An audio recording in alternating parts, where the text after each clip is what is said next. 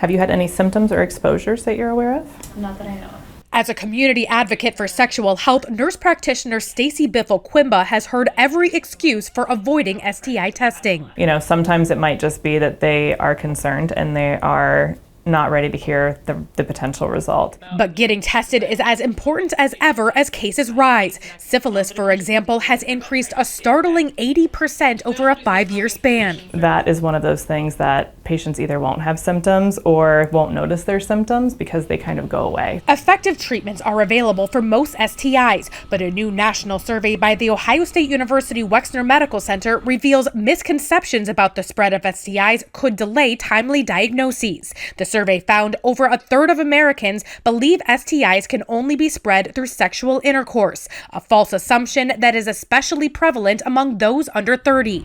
It's misinformation, Dr. Jose Bazan says, can only be combated through education. Having these conversations with our patients in a safe, non-judgmental, and really a patient-centered approach ultimately is going to be a critical tool in helping us to fight the epidemic of STIs. It's the first step in the CDC's mantra to talk, test, treat. The next step presents another challenge, as the survey also found 1 in 5 believe you should only be tested for an STI if you're experiencing symptoms. I think a lot of people think, you know, if I feel fine, I am fine. But even without symptoms and even with safe sex practices, anyone who is sexually active should be routinely tested. We should feel as comfortable talking about sexual health topics as we do talking about blood pressure, cholesterol, and diabetes. At the Ohio State Wexner Medical Center, I'm Barb Consiglio.